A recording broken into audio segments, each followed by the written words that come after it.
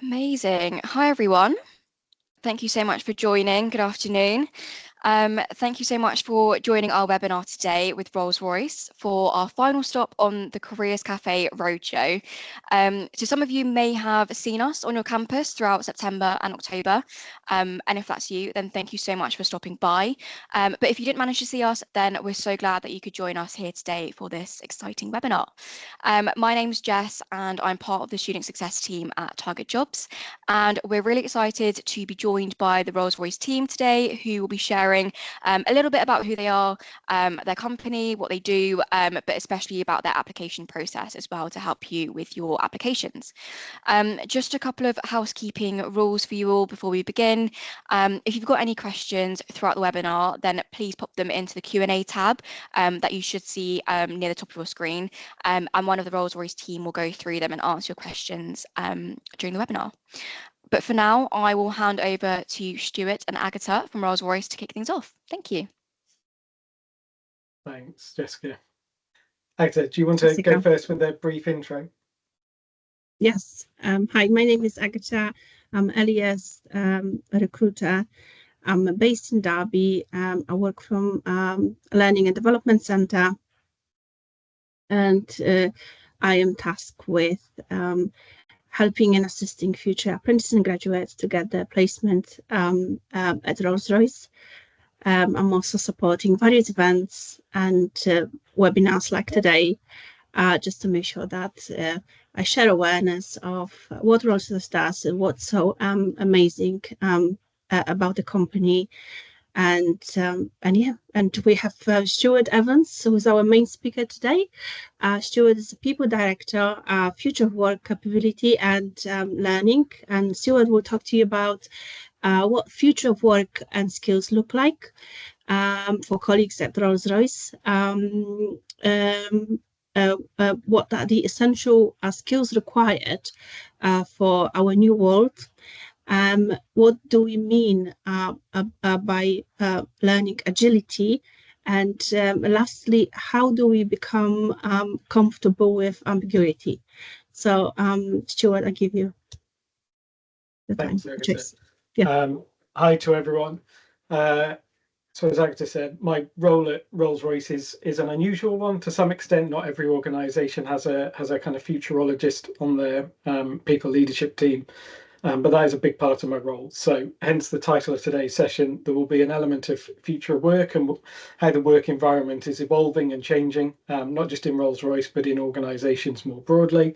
I'll talk about our transition to a skills-based organisation and what that means, again, in terms of the world of work. But I'll start with a bit of context in terms of the world we're operating within, and specifically to Rolls-Royce, our Winning Together transformation that we've been undergoing, I should say, probably for the last year or so. We had a new CEO approaching 2 years ago now, and he kick-started that activity. So significant amounts of change, but that does mean that we're able to accelerate some of the change in the ways of working that you'll see on the slides today. A couple of things just in terms of positioning. So first of all, you'll have seen the Rolls-Royce badge, whichever side of my head it is, and hopefully that will have attracted you to the session to some extent. But for anyone that's come along thinking that we make cars, you may end up being disappointed because it's not that Rolls-Royce. So for those that don't know the history of the organisation, Rolls-Royce was one company that started making cars but transitioned to aircraft engines in the middle of the last century. And it was around 1971 we sold the licensing to BMW to use the brand to make cars. So organisationally, that's not what we do. We have 3 core divisions in the new organisational structure. One that focuses on civil aerospace, so engines for airliners. We have a defence business that actually provides power systems for all forms of defence vehicles, including land, sea and air. And then we have a power systems business, which is under the MTU brand to a large extent, but goes from large diesel engines for trains through to hydrogen powered engines and luxury yachts. power systems. So a broad range of kind of legacy product. And increasingly what we're getting involved in now is the green energy revolution, or the climate transition.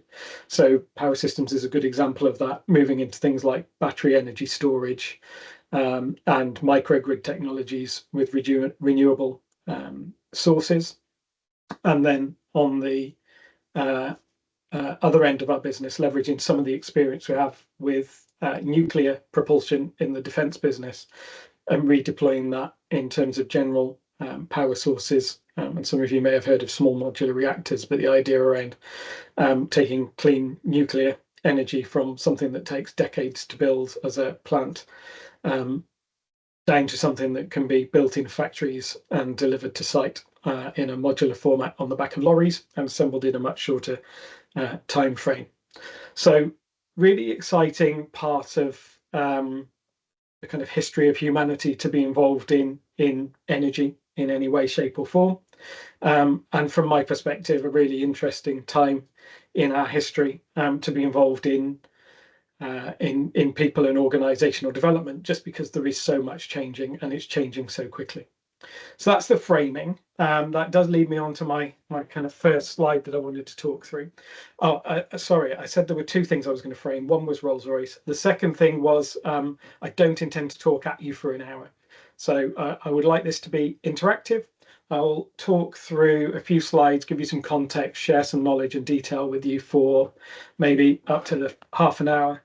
And then I'd love you to ask me or Agatha your questions, whether it's in terms of future work, Rolls-Royce, or about applying to work with us. So either drop those in the Q&A as we go through the conversation, or it will get to a point where I stop talking, and it'd be great if you could put some questions in the Q&A then. Otherwise, we'll have a long period of silence with me just staring at a screen. So let's get into the slides. As I said, this is about me starting with some of the context of the world that we're operating within, but also the world that provoked the start of our transformation program.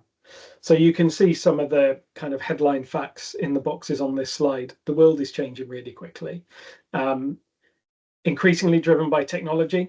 And again, people struggle to understand why the world is changing so quickly now, when it hasn't done for much of the Industrial Revolution.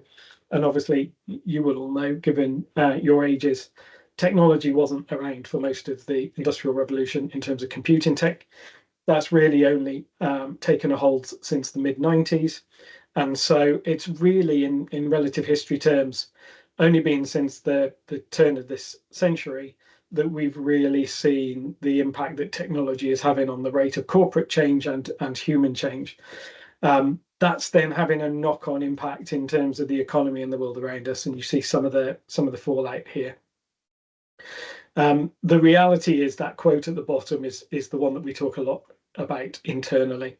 Not only is today the slowest day that you'll know for the rest of your lives, but that rate of change increases exponentially. So again, going back to when technology was fairly new, there is a law that some of you may or may not know called Moore's law that talks about the fact that computing power effectively doubles every time it evolves. So you originally went from 8-bit to 16-bit to 32 to 64, and now we're talking terabits. So that rate of change is hugely significant, to the point that it is now outpacing the ability of the human brain in terms of computing the change that we're having to deal with. So you've got a point where digital intelligence is far better able to adjust and adapt. And that's a big reason why we're having to change the way organizations work, the way the work looks from a human perspective, and think differently about the skills we need to enable success, or certainly to enable people to thrive in that environment. So a little bit about our transformation. We kickstarted our Winning Together transformation program, as we call it, at the beginning of this year. It went live from a new organizational construct perspective in the middle of this year, and we've positioned it as being a multi-year transformation program. So the reality is, we went out to the markets last November and we told them what we were planning to do, and this is a slide from there. And we positioned that we had some midterm targets that were all anchored on 2027. So that multi-year transformation runs at least from 24 to 27.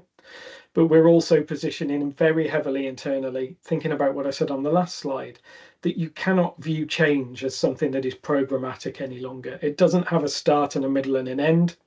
We're in a world where we have, yes, a multi-year transformation in delivering some core outputs, but transformation is continuous.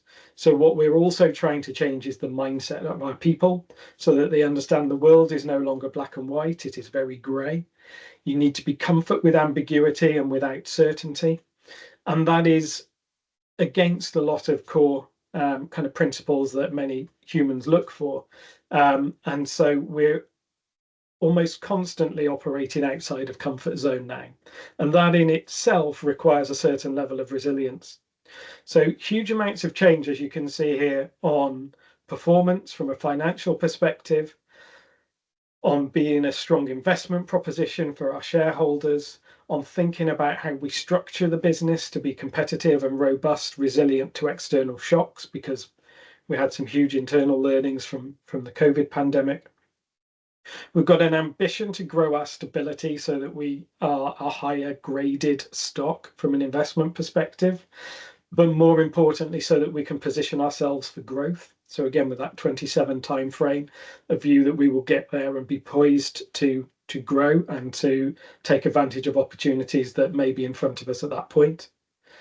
And to play a key role in the broader world at large in terms of that climate transition that I talked about. So decarbonising all energy provision as we look to all of the platforms that our products are engaged in. So winning not just financially and from a commercial perspective, but winning in terms of that climate change piece. And then we've structured that work internally across 7 core work streams. And I wanted to share this with you because you'll see the extent to which this changes the ways of working. So whichever one of these work streams or boxes on the slide that you pick, you'll see that there's a link back to how people need to work. So you think about efficiency and simplification. What we're trying to do is remove duplication.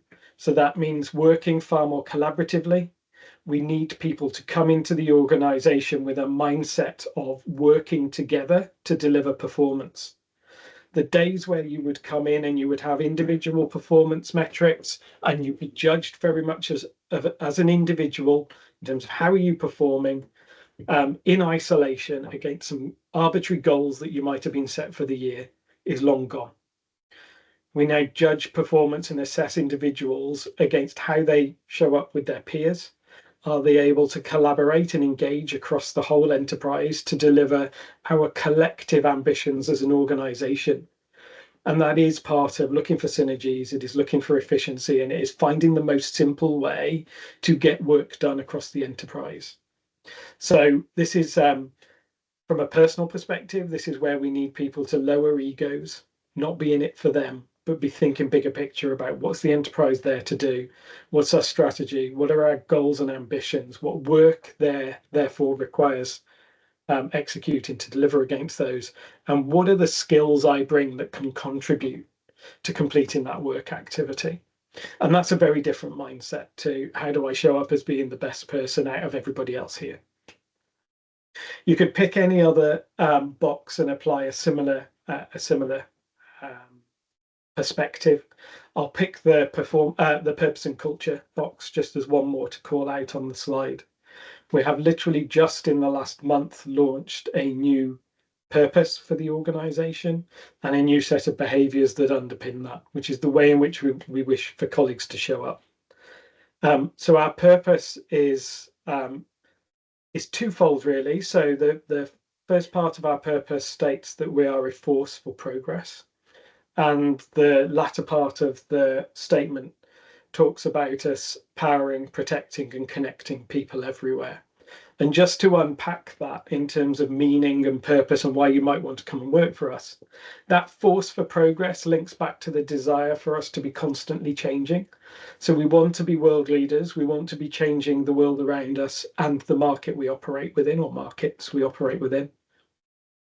But we also want people that have a growth mindset. They're looking to do things differently. They're looking to experiment, to innovate, and to drive forward human change and technological change in the world around us. And our focus areas, or our strategic choices, are around power that helps connect people across the world, that will protect countries, nations, and people globally, and that powers our requirements as a society more broadly. The last part, as I said, is about people across the world. So again, recognizing that we do this for humanity, for people, and it is a very much global organization and approach. So we did need a new structure, and it is both structural, it is purpose, it's behavior, and the two of those things together mean that it has an impact on skills and the way that we need people to show up to work. So very quickly, this is our new operating model. I share this because it allows me to frame what we describe as a skills-based organization. So we used to have more than 3 independent businesses. We've got the 3 I referenced earlier. The reason I wanted to share this slide is the bit that runs across the middle that says engineering, technology, and safety. So just as an example, we have around 44,500 colleagues globally. Out of that total number, about 14,500 are engineers. So prior to June, those engineers would be embedded in our core business divisions, the civil, the power systems, and the defence that you see in this business. They'd be targeted to work just on product in that area. They'd have very niche skill sets. And what we found when we mapped our previous organizational structure against our strategy and the work that existed in the system was that we have fundamentally, like many organizations, had a looming skills crisis. We didn't have the right skills to deliver that product, and we'd need to go to market and hire more. We'd need significant upskill, which has obviously a huge cost implication. So thinking about things differently, if we elevated that up and looked across the whole enterprise, took people up and out of their businesses and just looked at the skills that we had as a whole, Rolls-Royce, and then mapped that to the strategy and the work that existed in the system, we found that if we could create agility in the way that we match the skills with the work, we solved our own skills crises. So genuinely, you go from needing to hire thousands of people to not needing to hire, from needing huge investment in learning, upskill and reskill to not needing that, needing minimal upskill or reskill because there was sufficient skill adjacency. And so what we've done is we've pulled our engineering population up into this function that you can see that now sits across the enterprise, so that we can have a better conversation around what skills do we need to deliver the work that we have in the organization over the coming years. Where are those skills best aligned to that work, and how do we best do that? And this gives huge opportunity for colleagues to broaden their experience. So when you think about hopefully you're all the same as what the data tells us. When you think about the data in terms of what attracts people to an organization and what keeps people at an organization, one of the biggest elements is often development opportunity. So we've now got huge development opportunity because you could be, spending time working in civil aerospace, but then we need your skills on a defense project.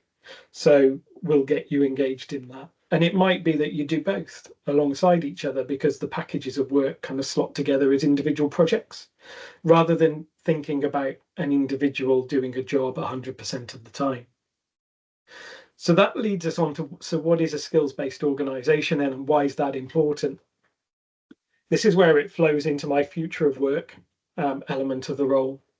So what we're seeing, again, not just Rolls-Royce, this is many organizations globally, is a shift away from a single employee in a job role with a job title doing a specific job, to a world where we look at people for the skills that they have or the skills that they have an interest in building, and aligning those skills to the work that exists in the system.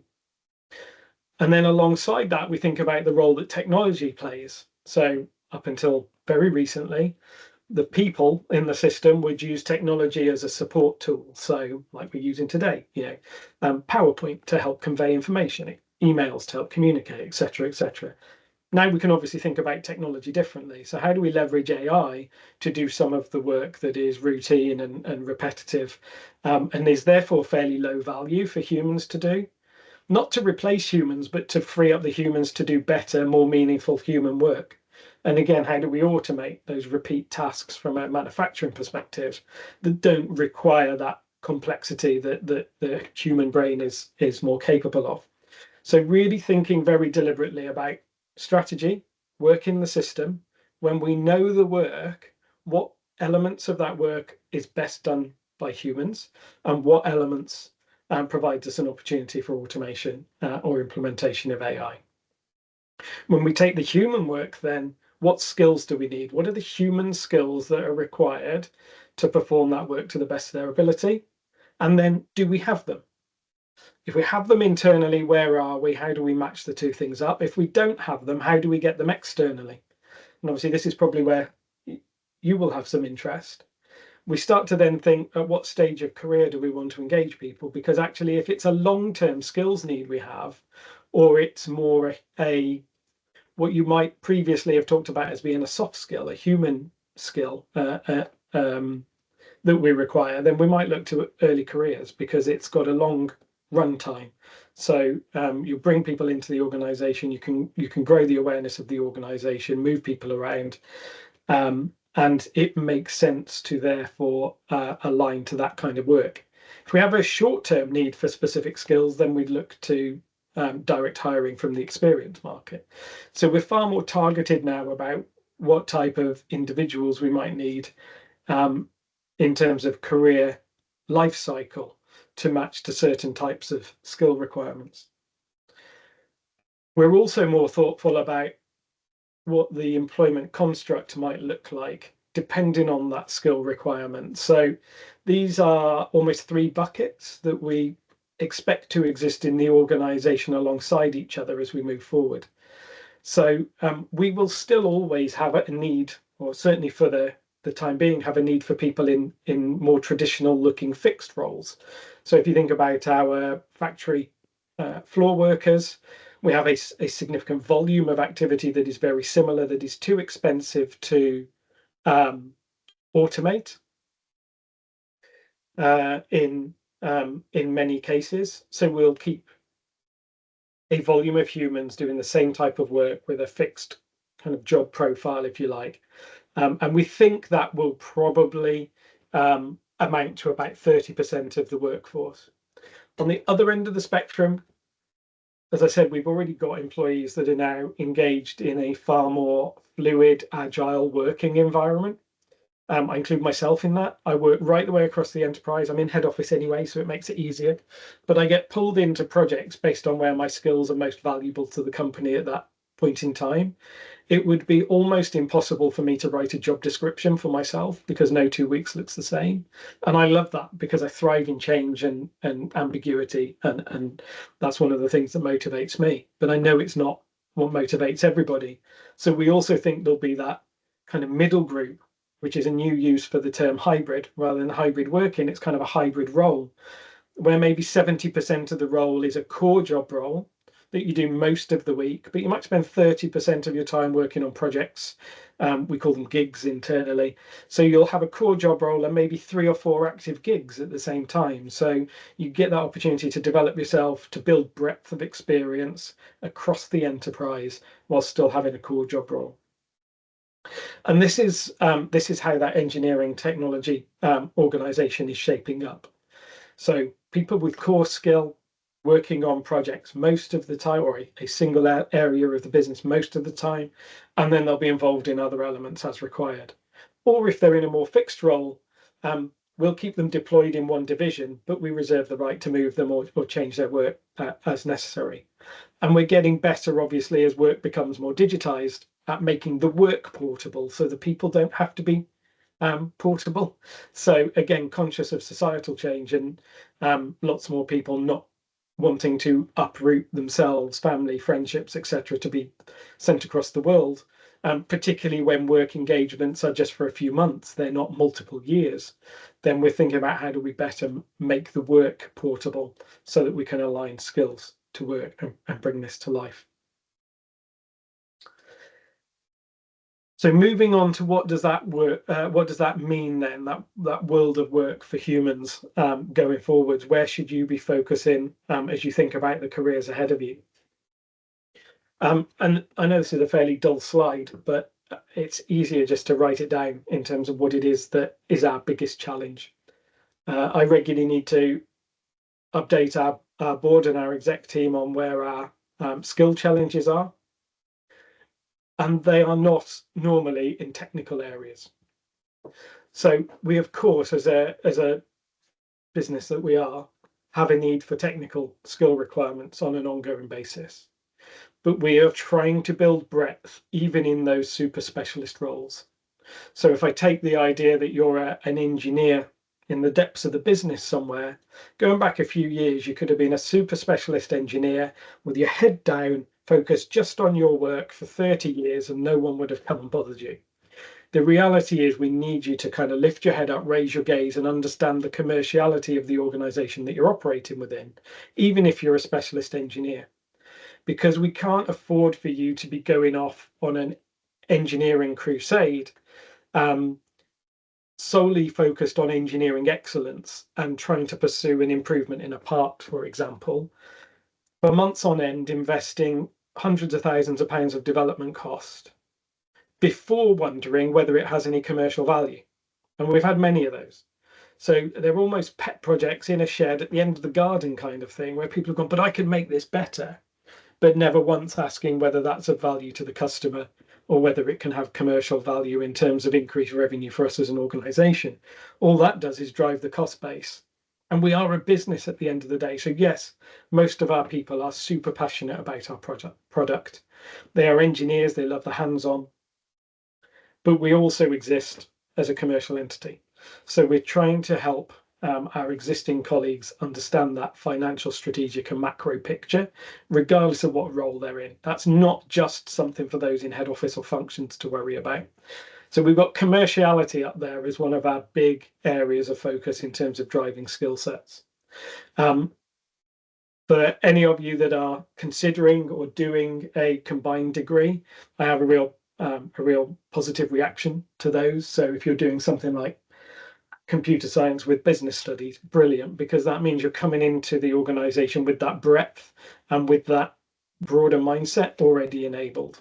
So it's that kind of approach. How can you make sure you've got sufficient breadth that will support you with the agility? And I'm going to come on to that on the next slide as well. We have a specific development area in leadership. It's not on the slide, but I'll call that out. Again, leadership has changed. So you used to be able to be a manager as a technical expert, as a specialist in your area, and you could apply that in finance or HR, not just technical worlds, and manage well. You can't do that anymore. You need to bake in that commerciality, understand the enterprise operating model, and be a better leader for the enterprise, which means a big focus on people leadership. So again, for those of you that might be thinking about leadership roles, when you think about leadership roles now, the vast majority of it is actually people leadership. So how do you coach people to perform, to develop, to get more out of themselves? And increasingly, how do you drive that level of resilience and comfort in working alongside artificial intelligence, which is probably able to do it better and faster than you can anyway in certain remits? Harnessing that, being comfortable with a lack of control, a lack of understanding of how it's actually doing what it's doing, but just comfortable that it does it. And then really focus on where can you add advantage as a human and engage your skill set. So that leads me to the area I've got highlighted in the middle of this page, and that's learning agility. So increasingly, despite all the other elements, commerciality, leadership, critical thinking, comfort with ambiguity, all the other bits that are specific skills that will give you, a success advantage in the organization. The one thing that jumps out to me, both at Rolls-Royce and when I speak to my peers in other organizations, is learning agility as probably the biggest predictor of success for anybody entering the workforce today. You used to kind of hear growth mindset thrown around. I think this is a build on what growth mindset is. So growth mindset is that openness to different ideas, but learning agility is more than that. It's about recognizing that you shouldn't be learning in order to learn knowledge. And we could have a very theoretical conversation or philosophical conversation on the fact that the education systems still have a long way to catch up on this. But we shouldn't be teaching knowledge any longer, and we shouldn't be seeking to learn knowledge for success in an organization, because the knowledge is now freely available to everybody all of the time. So that world where knowledge was power is gone. So with all of the digital tools we've got and AI enablement, everybody has access to that knowledge. The skill is in how do you apply it? Well, first of all, how do you critique it, I should say. That's where the critical thinking comes in. So how do you critique and evaluate it for accuracy? How do you find the most relevant opportunity for application of that knowledge? The key is in the skill set of being able to access the right knowledge in the fastest possible time, do that critical thinking and conversion into application, and then to apply it at pace for commercial advantage in the most appropriate way. Now, you could apply that to any sector. It could be, for societal advantage. It doesn't have to be commercial advantage. But that cycle of learning, unlearning, and relearning becomes something that happens in days, hours, minutes, not months or years. You're not learning knowledge to try and put it in the memory banks to pass a test 9 months down the line, or to try and store it to call on for the rest of your career. You're learning it to do something specific. And then when you've done it, you can unlearn it, as long as you know where to go and find the knowledge next time. And the reason the unlearning bit's important is because next time it's probably changed anyway. So the point is, we want you to go back and rediscover the knowledge, because there'll be an element of relearning. So you relearn it, you apply it in a slightly different way next time, and then you unlearn it again. So that learning agility is kind of how many of you probably operate in your social lives anyway. I always give a very sad example internally in terms of how it shows up in personal life. But if I was wanting to do some DIY, for example, if it was building some shelves, I'm not going to enroll myself on a 3-month carpentry program in a local college, learn how to do everything from a woodworking perspective, and then have a go at it. I'm going to go to YouTube and I'm going to look for some very short bite-sized videos, because that's how I learn, of specific elements of building it, and then I'm just going to crack on and do it. And it's the same with cooking. I don't need to remember a recipe as long as I know where to go find it. And then I've got some tools I can stop and start as I'm cooking, watching a video, and I create a great solution. Next time, it doesn't matter if I find the right recipe, the same recipe rather, as long as I find a recipe to deliver the outcome I'm looking to deliver. So silly examples, like I said, but it's applying that in the work context. So if you're sitting there going, this sounds very different to what I've been kind of thinking about or thought about or been taught previously, how do I learn that learning agility bit, which I realize is a bit of an oxymoron maybe, and what is it really in detail? So I've kind of pulled this slide together. So it is that rapid continuous learning and application. You obviously learn from the experience of applying, and there will be bits you don't need to pick up and relearn all the time, but just having that process and that cycle of constantly evaluating, is there a new way to do this? Is there a better way to do this? Could I do this differently to provide greater efficiency, simplification, or commercial return? And then what are the characteristics that you would see if you saw someone good at this? Well, you could talk about agile learners being good at making connections across the experiences they have. And that is true. So very good at connecting dots. And that's why it links very well with that enterprise working. So a skills-based organization where we've got agility requires people to be able to kind of join dots in their mind and go, yeah, I see how that makes sense because I applied it over here. Different context, but there's some learning I can take across here, and I'll plug the gaps with some just-in-time learning that will support me. Letting go of perspectives you might have had previously. So not seeing something as being set in stone, as being gospel, but being humble enough almost to go, yeah, I'm comfortable learning every time I do something new. They'll typically seek out new experience rather than routine. So that's a good indicator as to whether you do this naturally. So if you're someone that likes the routine, likes certainty, then this is probably going to be something that you're going to have to make a bit more effort to A, embrace, and B, excel at. That's just human nature. Some people will find it easier than others. But some of the things that you can do to help push yourself on is think about what can you do to experiment more, just to try things out and see how they work without knowing where it's going to take you, but adjust on the fly as you go. Have a feedback loop built in, reflect and adjust and move forward. And if you want some real specifics on what you need to do as you're kind of moving into working life, to make sure that this is baked into the way that you operate, the things in the blue box on the right hand side here are the things I'd recommend. So regularly asking for feedback, not from an egotistical perspective, not for sense checking to make sure that you're pitching yourselves against your peers, or you're ranking at a particular point, but so that you can learn. So that feedback cycle is internal as well. What could I do differently? How do I make myself better at kind of picking up that knowledge, applying it faster, getting an outcome faster? So I said experiment constantly. Never think you know how to do something. Always be asking how you could do it better. Looking for those connections. Even if you think that it's an entirely different environment, one of the things I haven't said is to enable a skills-based organization, we have what are called skills profiles for every colleague in the organization. And we ask individuals to complete their own skill profiles and to make sure that they reflect their whole selves in those profiles. So inside and outside of work. Because very often, if we'd have asked their direct line managers to complete that, they would only see the skills that they see on a day-to-day basis in their job role.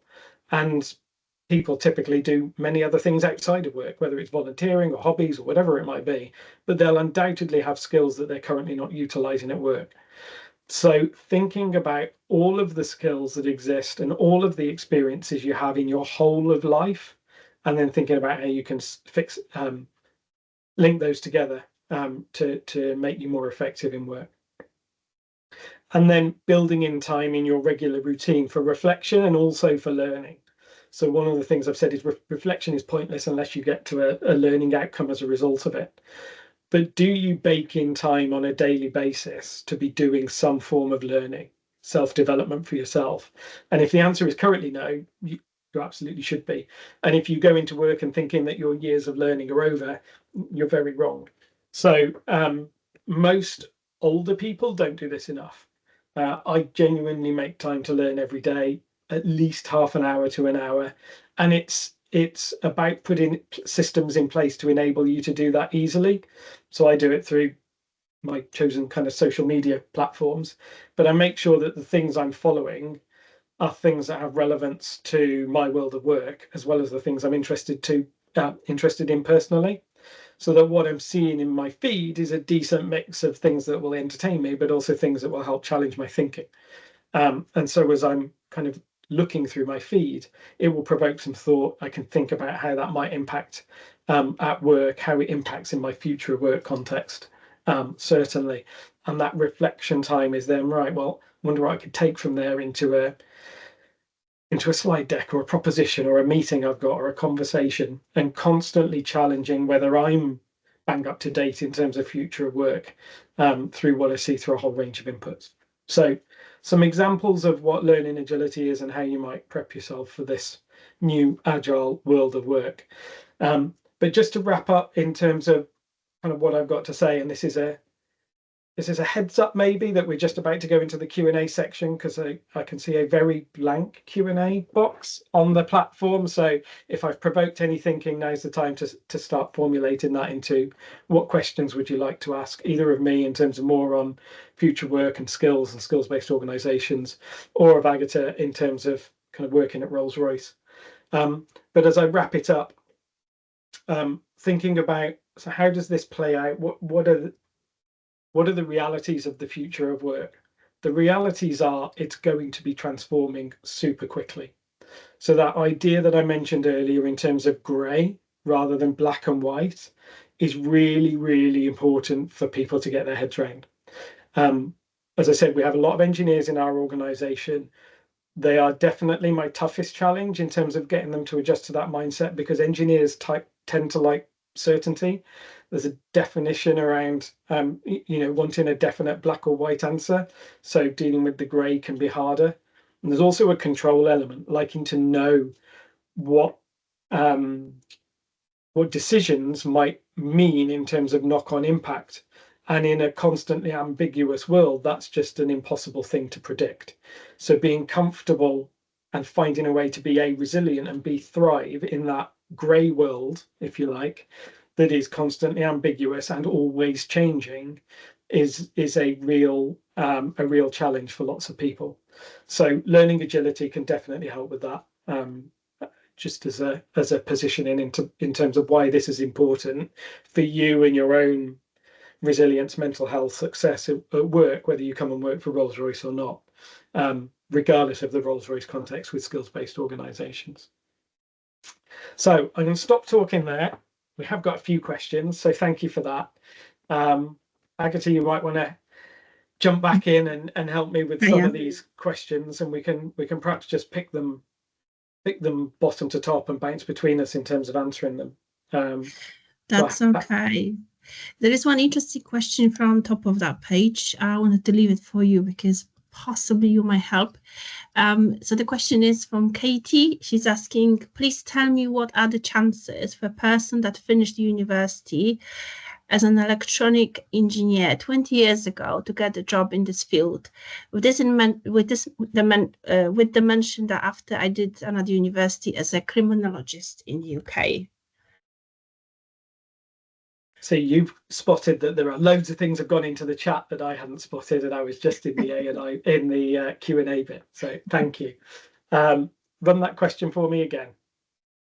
Okay. So we've got Katie who finished university, EU university, 20 years ago as an electronic engineer, and would like to go back to this field, but she also did a criminology in the UK in the meantime. Yes. So yes, huge opportunity. That definitely ticks the box in terms of breadth for me. So you've got some deep expertise and broader experience. There's a couple of things I recommend. I mean, you can apply in whatever way you like. We obviously this year have our kind of fairly traditional graduate programs, which are available. We will be doing some exciting things over the next 12 months. Hope I'm not spoiling anything in terms of grad programs, trying to again accelerate how we get people up and running in the organization faster. So if you're looking in a number of months' time, you might see that advertised, which is more about kind of converting into the organization. The other thing we have, we call our switch program. So that is looking for career changes, deliberately trying to attract people that are looking to switch their careers and join us into any pathway, whether it's technical or otherwise, and link that with apprenticeship qualifications. So yes, lots of opportunity. Agatha, you might be able to point in the right direction of how to find out more, but I'm sure it's our careers website. Yes, it will be. It will be.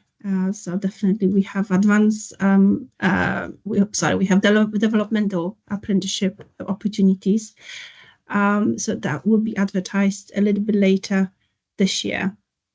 It's best thing to do is just to have a look at our section on the careers website and set up a job alert, or post it in the chat our email address that they could email us to and ask about it, so we can always let you know when they are advertised. Brilliant, thank you. A few of you ask about tips and tricks, what to do to be successful in the application. So I've mentioned to a few of you that we're not interested in your past, we're interested in your future. So we assess the selection process is designed around Rolls-Royce behavior. So what we want to see in simple terms is that you have a passion for the industry, that you have definitely motivation to work for Rolls-Royce. And the last thing that probably is the most important, that you did your research and identify yourself with what Rolls-Royce does. If there's any specific product or process that you're interested in, we want to hear about it. I know a lot of interviewers like when candidates provide some ideas for process improvements. So there's always a good thing to say at the interview. but definitely having that passion is something that we want, and that will make you successful. We're not interested in a previous experience. We don't expect any candidates who are at the beginning of your career to have an experience. And for the especially internship and graduates, we do not ask you to submit your CV.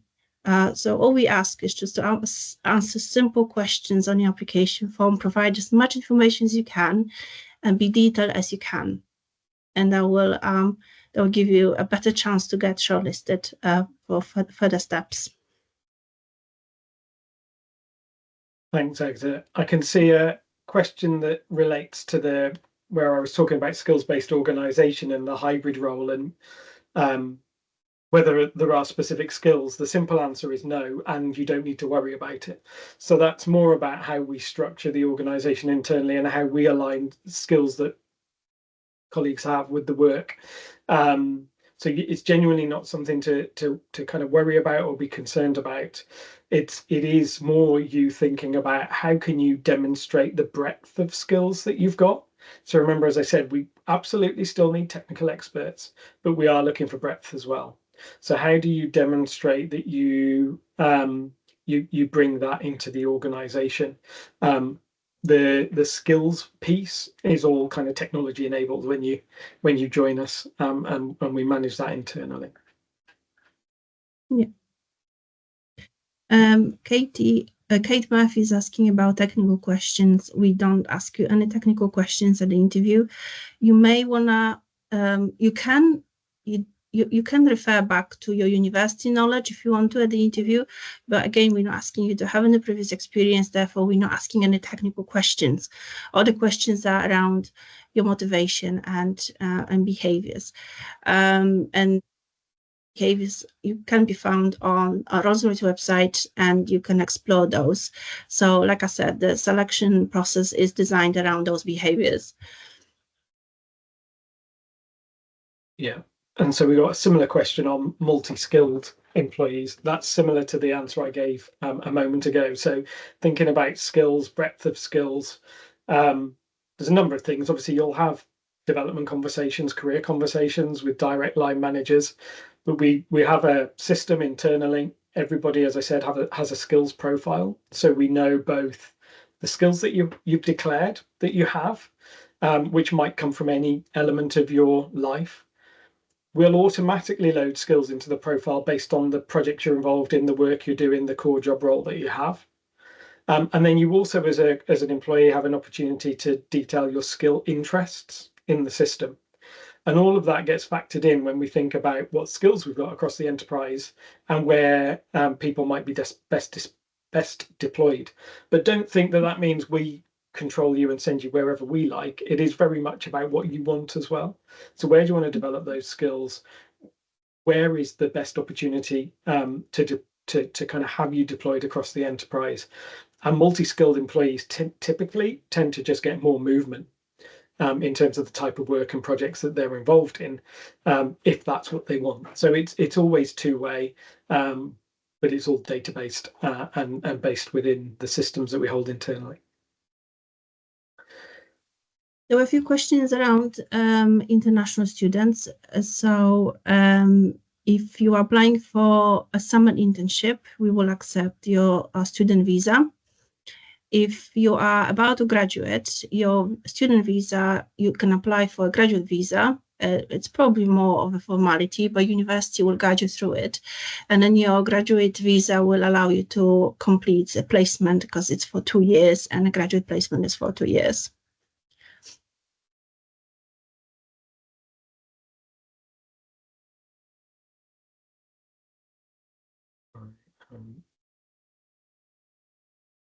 We've got a question about nationality requirements and also whether we offer visa sponsorships to international graduates as well, Agatha.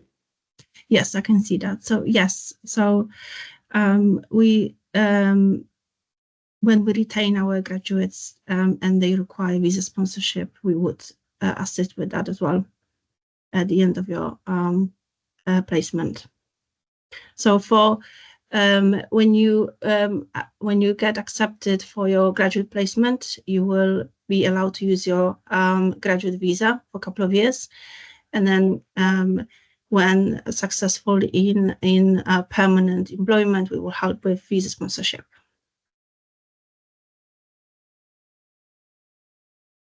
Great. A couple of really good questions. I've jumped across to the Q&A bit. So how would we recommend best demonstrating your agility and resilience as part of your application? Really good question. And I think agility can be demonstrated in terms of your breadth of interests. So anyone that's demonstrating, as I've talked about work, a level of interest across a wide range of areas is going to spark that linkage across to agility. And resilience, again, probably comes through when you're doing engagement one-on-one later down the process line.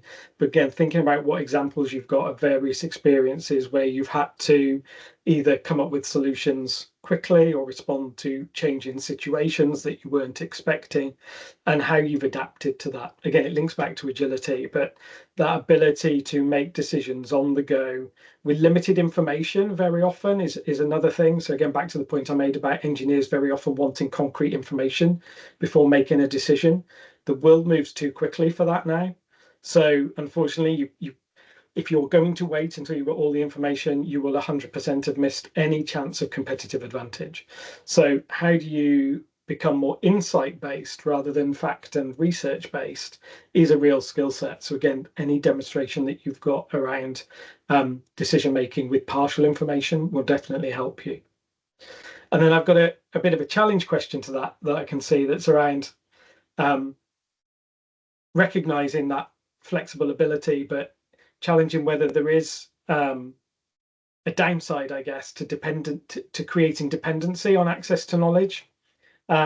Interesting, because that's certainly one of the conversations we have with our older colleagues within the organization, because it's very different to the way they've worked, they've been brought up.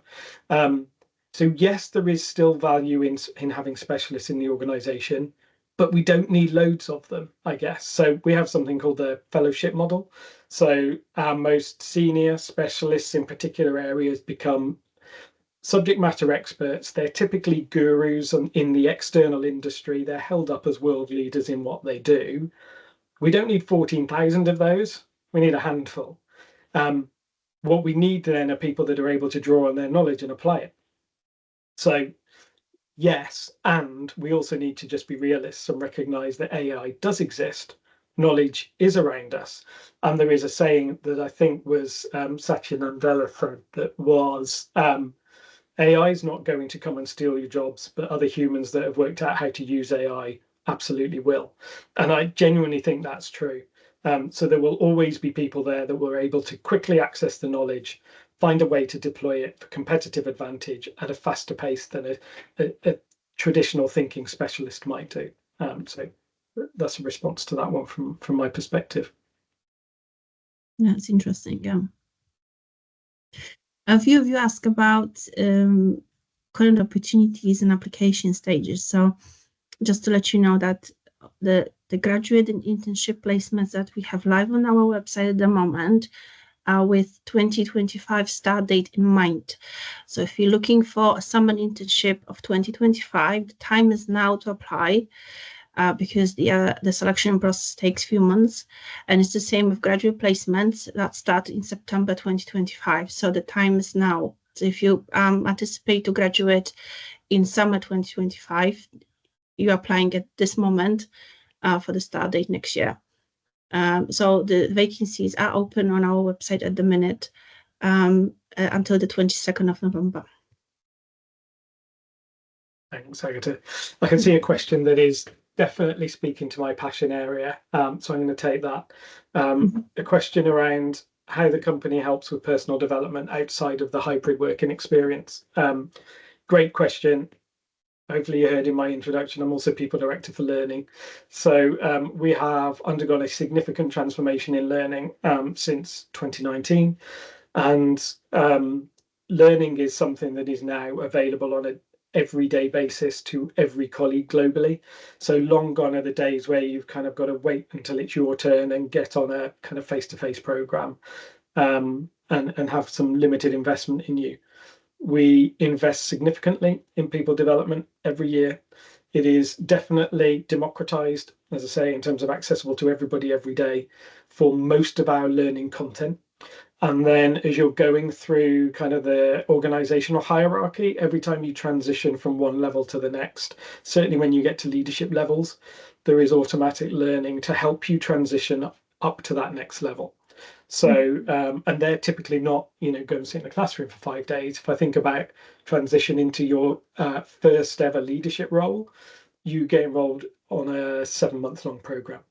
So that is a mixed program, some virtual delivery, some self-learning, some provision of some apps that will give you nudges and prompts to help apply learning that you'd have picked up on the program within the real world, and some face-to-face interactions. So yes, learning is a core part of our kind of colleague proposition or employee deal, and it's available to everybody all of the time. So hopefully that answers that one for you. I can see another question just on projects, whether people work on single projects or multiple projects.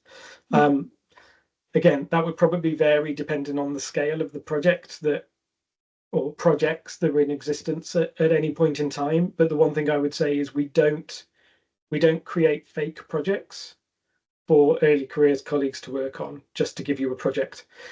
You'll be working on real work. So that's why I can't give a fixed answer. Some of our projects are massive and they'll have big teams working on them for multiple months. Others are much smaller and you might have a handful of them kind of running in parallel, but they will all be real meaningful projects that will have a difference for the business. I'm really conscious of time, and I know Jessica wanted to wrap up the webinar, so I'm wondering if we might need to pass back to Jessica to do that. Yeah, no, amazing. I was going to give it until 2 minutes to 3, but you've beat me to it. Amazing. Thank you so much, Stuart and Agatha. That was all super insightful, and I'm sure all of our viewers today found it really helpful for their future applications. As Stuart said, unfortunately, that's all we've got time for today, but I wanted to say thank you to you all as well for registering and tuning in. We hope you found it engaging, and if you are interested in exploring Rolls-Royce further and their roles, then check out their profile on our Target Jobs website. And make sure to get your applications in before their deadline, which is on the 22nd of November. A couple of final things from me. We've got plenty of opportunities available for you all on our platform, one of them being our annual Undergraduate of the Year Awards. So this year we've actually got 2 awards in partnership with Rolls-Royce, where you could land a 10-week summer internship through this, which could then also get converted into a graduate scheme. And then we finally also got a Rolls-Royce grad sim that's going live soon, where you can do real life tasks, find out exactly what life is like to work at the company directly from their grads. And I'll quickly just pop the links in the chat for you all as well, so you can have a look in your own time. But if you weren't able to join at the start of this webinar, then don't worry. It's all been recorded and will be available on our Target Jobs YouTube account after this. But yeah, that's it for today. Thank you all for joining, and have a lovely rest of your day. Bye, everyone. Thank you, Jessica. Thank you, Stuart. Thanks all.